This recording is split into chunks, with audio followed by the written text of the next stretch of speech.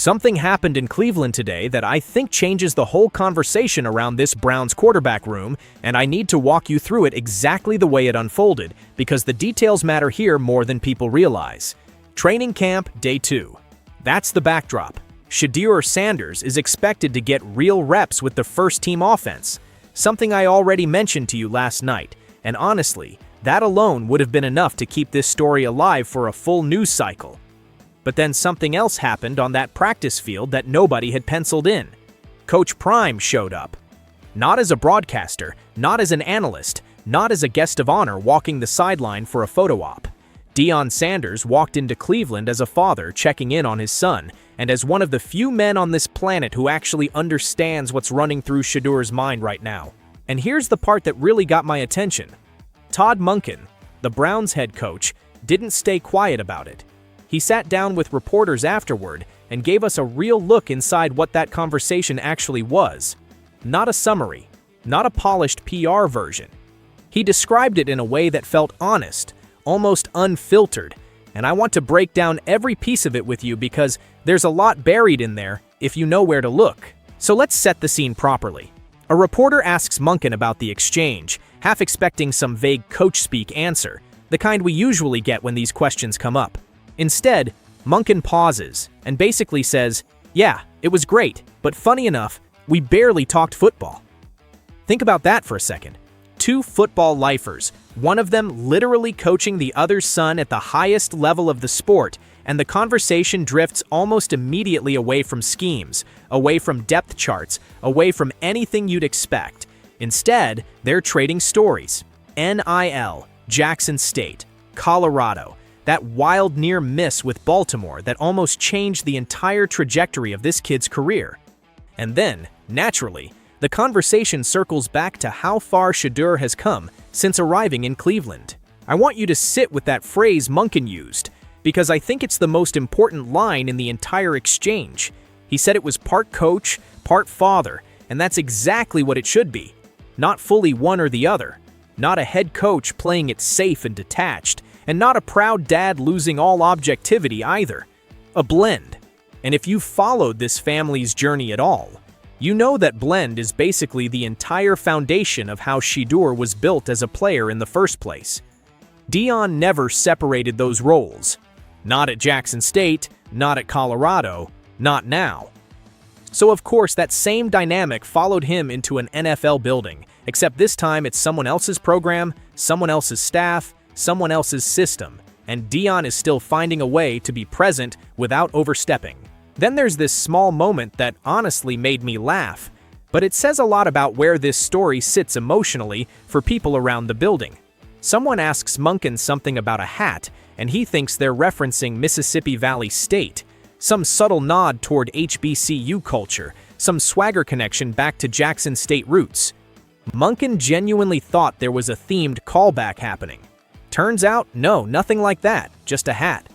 But the fact that his mind went there instantly, the fact that people around this team are already tuned into that HBCU energy, that Jackson State thread that follows Deion, and by extension Shedeur everywhere they go, tells you something about the cultural weight this story carries.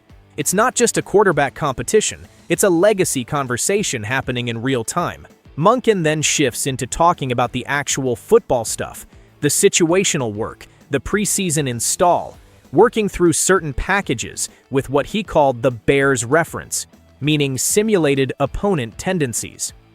Nothing revolutionary on its own, but it's important context. This is a coaching staff still building installation, still layering packages in, and Shedeur is getting reps inside that process at the same level as the rest of the quarterback room. That's not nothing. That's a real signal about where Cleveland's coaching staff currently has him positioned. But here's where it gets really interesting to me, and I want to slow this part down because I think it's the emotional core of the entire exchange. Monken talks about how tight the schedule was that day. Andrew Berry, the general manager, was next up to speak with Deion, so their window was limited. And yet even inside that limited window, Monken says there was real back and forth about how Shedeur processes things personality-wise. Not mechanically, not scheme-wise. Personality, how he thinks under pressure, how he competes, what actually makes him tick when the lights are brightest and the margin for error disappears. Think about how valuable that information actually is. Any personnel evaluator will tell you the tape shows you talent. Tape shows you arm strength, footwork, decision-making patterns, all the visible traits scouts obsess over during the pre-draft process. But tape can't show you what happens in someone's head when a season starts unraveling, when a locker room gets tense, when adversity actually shows up. Monken essentially got a shortcut past all of that. He got direct insight from the one person on Earth who has watched Shedeur's competitive fire develop since childhood, someone who has seen every version of him, good days and bad days both. And then, Monken says something that I think deserves way more attention than it's gotten. A reporter pushes further, asking specifically about the difference between talking to Deion as a father versus talking to him as a coach, and how much that dual lens might unlock. Monken's answer is simple but loaded. He says it connects more, maybe. And then he expands on it, saying he thinks it gives real insight, and honestly, he says, that's true with any player. You're always trying to learn where someone came from, how they were coached previously, how they process information, how they compete, because you can already see the skill set on tape. What you can't see on tape is how a person is actually wired. That line hit me. How they're really wired. Not the measurables, not the 40 time or the release quickness or the completion percentage under pressure charts everyone loves to throw around during draft season. The wiring. The internal mechanism that determines how someone responds when things go sideways, and just as importantly, how they respond when things go right, and the ego could easily take over. Monken frames that as the real magic in evaluating a player. And I think that's one of the most honest things a modern NFL head coach has said publicly in a long time. Then the conversation takes an unexpected turn into Deion's own career, and I actually think this part deserves its own spotlight because it reframes the entire exchange. Someone brings up the fact that Deion played elite-level baseball on top of an elite football career, and Monken almost stops mid-thought to emphasize how rare that actually is. Being elite at one sport is already an outlier achievement. Being elite at two, simultaneously, at the highest professional level, that's almost unheard of. But then Monken pushes the point even further, saying the real challenge isn't just being elite athletically, it's being elite in your personal life too. Being a great father, being a great husband, having your life in order, having your values, your faith, whatever that foundation looks like for you, actually intact. Monken says that's the version of elite everyone should be chasing, and doing all of that at once, athletic dominance and personal integrity together, that's what makes someone truly impressive. I don't think that comment was thrown in randomly. I think Monken was speaking directly about Deion himself, using football language to describe something much bigger. And when you connect that back to Shedeur, it starts to make sense why that visit mattered so much. This wasn't just a dad showing up to check on his kid's job situation. This was a blueprint being reinforced in real time, reminding everyone in that building what elite actually looks like when you zoom out past the stat sheet. Then Monken gets asked about scheduling, almost as a lighter follow-up, something about prioritizing visits or managing who gets access to the building. His answer is refreshingly relaxed. He says he's open to almost anyone within reason, and in this case, Deion simply decided to show up. Nobody orchestrated it. Nobody scheduled a media moment around it. The timing just worked out that way, which honestly makes the entire story feel more authentic to me. This wasn't stage managed. This was a father who wanted to see his son compete and happened to have the access to make that happen naturally. And then, almost as a closing beat, the conversation pivots toward Andrew Berry and the pre-draft process, specifically touching on contact with the Ravens organization. Monken starts answering by talking about Shedeur strictly as a player, saying flatly that he can still get to the quarterback before the moment cuts off. Now I know that specific details seem slightly mismatched given the quarterback conversation, but that's exactly the kind of unfiltered, stream of consciousness answer you get when a coach is speaking candidly instead of reciting a scripted line. It reinforces the entire theme of this exchange. Raw, real, not polished for cameras. Now, let me give you my actual read on all of this, because I've been saying for a while that this entire situation was inevitable. We already knew a moment like this was coming. The moment Coach Prime stepped onto that practice field, in front of media, in front of cameras, having an actual real conversation with the head coach responsible for developing his son at the next level, this was always going to happen eventually. And I think it's exactly the kind of moment that needed to happen. Because, let's be honest, nobody alive understands Deion Sanders better than Deion Sanders. Not just as a father, though obviously that emotional layer is real and undeniable, but as the only coach Shedeur has ever really had throughout his entire competitive journey. High school, Jackson State, Colorado, all of it under the same guiding hand. So if any NFL staff wants a genuine shortcut into understanding how this young quarterback thinks, competes, and processes pressure, there's only one man on earth who can give them that information with full authority, and that's exactly the conversation Monken just had.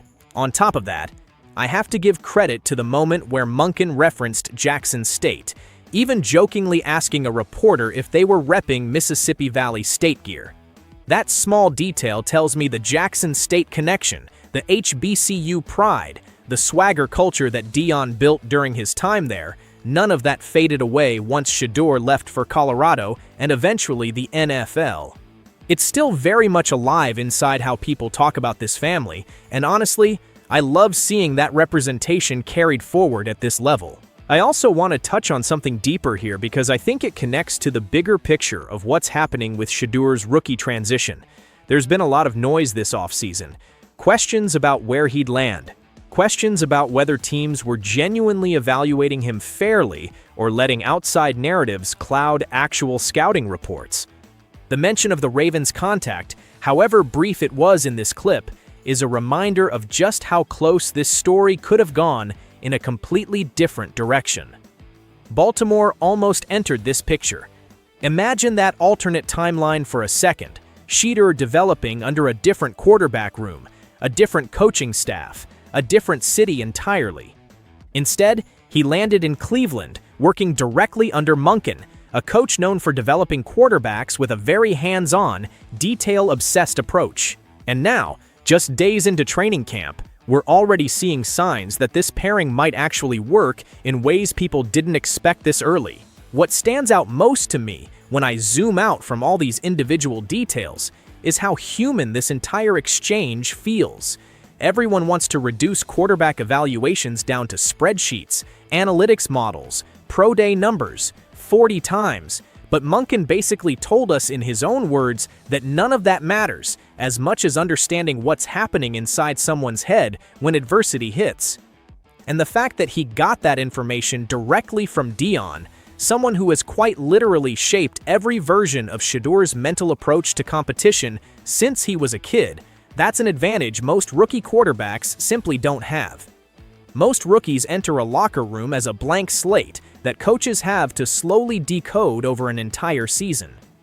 Shedeur entered that Cleveland building with his own personal translator standing right there in the room, someone who could hand the coaching staff the exact blueprint for how to communicate with him, motivate him, and push him without losing him. And I think that's ultimately the real story here, more than the football itself. This wasn't about scheme installs or situational reps against a simulated Bears look. This was about a coaching staff getting a direct download from the single most qualified source on the planet regarding how to build a working relationship with their rookie quarterback. Most franchises spend an entire season fumbling through that discovery process through trial and error. Cleveland just got a shortcut, and it came from a conversation that almost didn't happen because of a scheduling overlap with the general manager. So, where does this leave us heading into the rest of training camp? I think the pressure on Shedeur just intensified, but in a good way. Now that he's getting real first-team reps, now that his father has essentially handed the coaching staff a roadmap for understanding him, there's no more room for excuses, no more room for slow adjustment periods. The expectation window just got smaller and sharper. Every practice rep from here forward is going to be measured against that context, whether people realize it or not. I'll be watching every single practice update coming out of Berea over the next few days, Because if this early momentum holds, if Shedeur continues building chemistry with this coaching staff at the pace we're seeing right now, this storyline is going to dominate the entire preseason conversation. Not just locally in Cleveland, but across the entire league.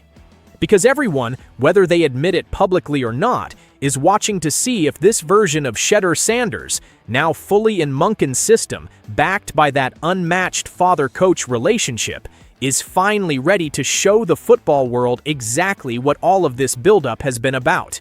There's another layer to this whole thing that I keep coming back to, and it's the timing of it all. Training camp is a pressure cooker under normal circumstances. You've got veterans trying to hold their roster spots, rookies trying to prove they belong, and a coaching staff running against a clock that never slows down, no matter how much installation still needs to happen. Dropping a moment like this into the middle of that chaos, a father and coach having an unscripted, almost meandering conversation about NIL deals and Jackson State memories instead of hard football strategy, that's the kind of thing that could easily get dismissed as a distraction by outside voices who don't understand the bigger picture. But I don't see it that way at all. I see it as exactly the kind of grounding moment a young quarterback needs during a stretch of camp where everything else feels like it's moving at 100 miles an hour. Think about the mental load Shedeur is carrying right now. First-team reps, media scrutiny following literally every throw, comparisons to established veterans in that quarterback room, a fan base in Cleveland that has been burned before and is understandably cautious about pinning hope on any single rookie. That's an enormous amount of noise for anyone to filter through, let alone a first-year player still adjusting to the speed and physicality of professional football. Having his father walk onto that field, not as a distraction, but as a stabilizing presence who already knows exactly how to talk him through pressure, that's not something you can manufacture with a sports psychologist or a veteran mentor program. That's years of built-in trust doing the heavy lifting in a single afternoon. And I also think this moment reveals something about Monken as a coach that's worth appreciating. A lot of head coaches would treat an outside voice, even a legendary one, as a threat to their control over the quarterback room. Some coaches get territorial about exactly this kind of access, worried it might undercut their own messaging or create confusion in how a young player receives coaching. Monken clearly didn't approach it that way. He leaned into it, extracted real value from it, and was transparent enough afterward to share the substance of that conversation publicly instead of brushing it off with generic coach speak. That tells me something about the environment being built in Cleveland right now. One that seems genuinely invested in doing right by this specific player rather than just checking a box on quarterback development. So when I zoom all the way out, here's my honest read on where this leaves us. The football people can talk all they want about install packages and situational reps against simulated fronts, and all of that matters, don't get me wrong.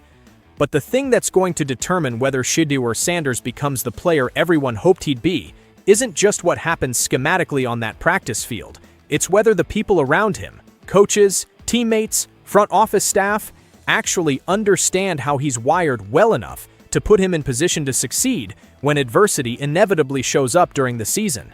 And as of this week, thanks to one unscheduled visit and one honest press conference answer from Todd Monken, that understanding just got a whole lot deeper. That's where I'm going to leave it for now, but this story is far from finished, and I'll be back with more updates the moment something new breaks from that practice field.